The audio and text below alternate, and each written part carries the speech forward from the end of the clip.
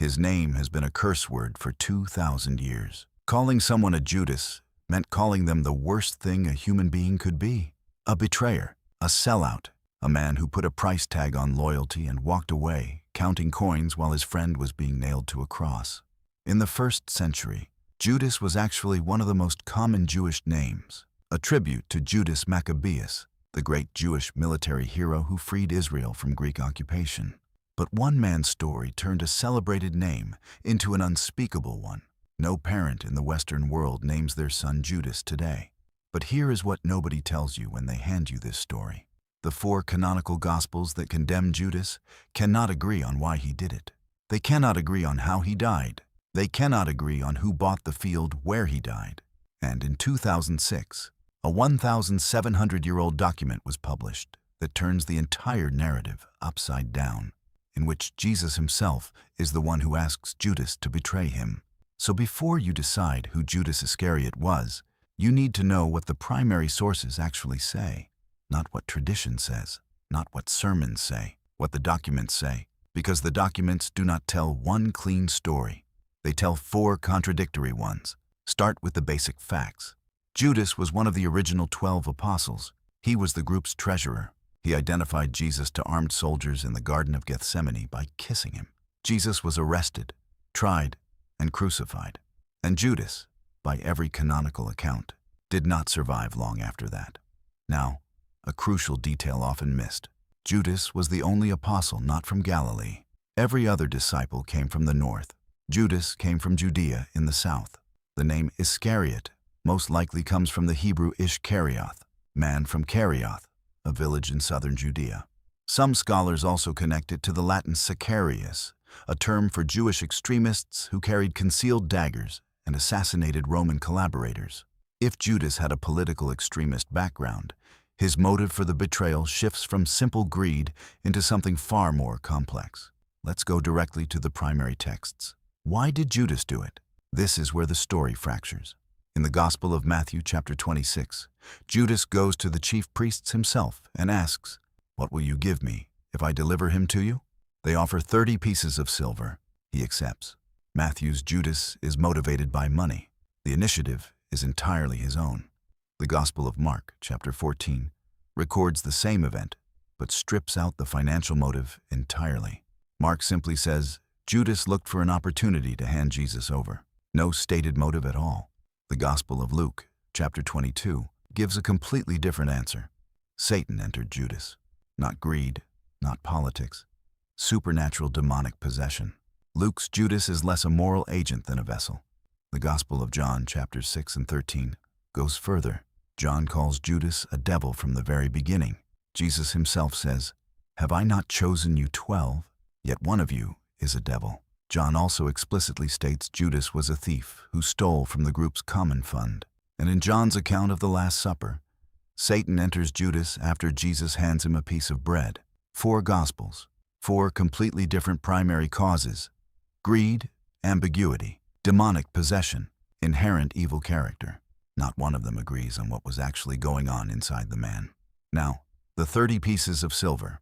This number is not arbitrary.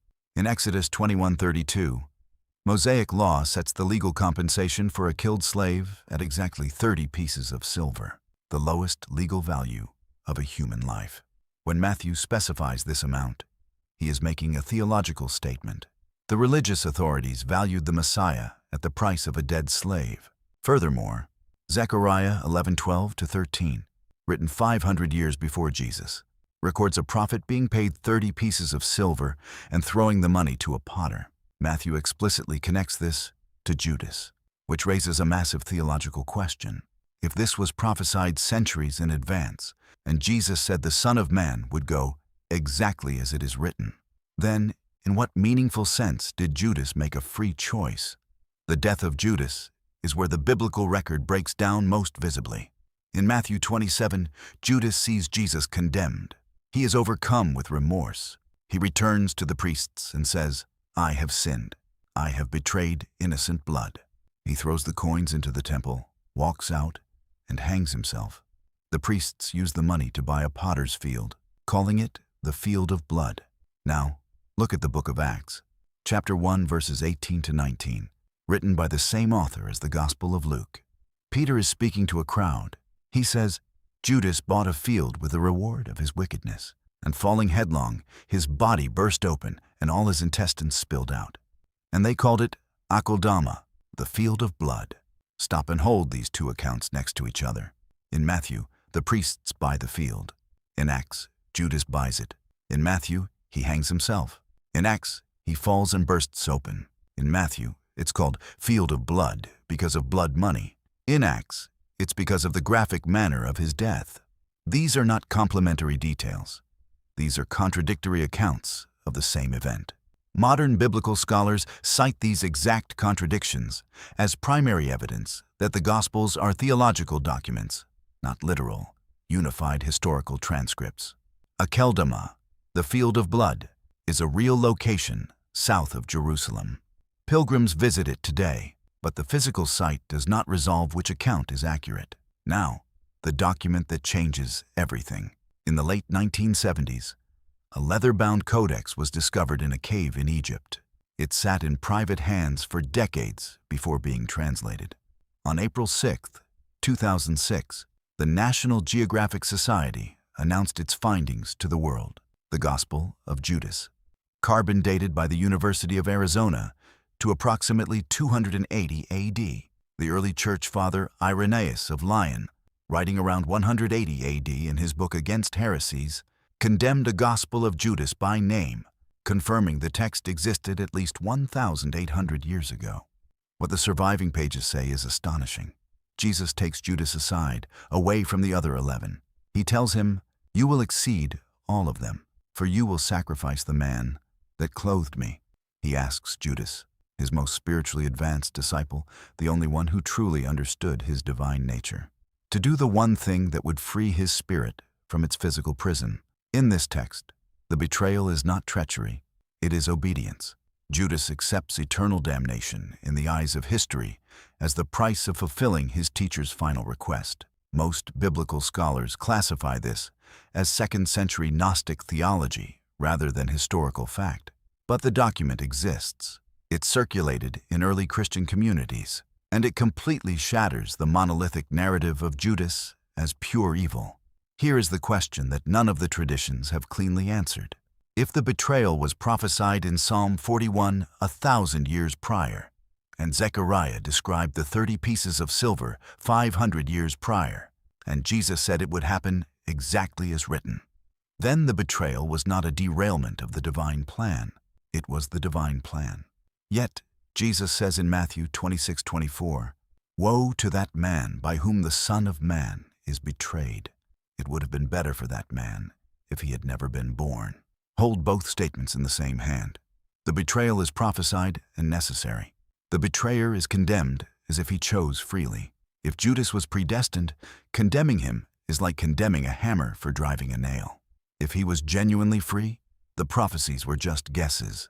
This paradox has no clean resolution. Theologians have been arguing about it since the 2nd century. Here is what the evidence actually establishes. A real man named Judas Iscariot existed. He was one of the 12. He handed Jesus over. He died shortly after. A field near Jerusalem was associated with his death.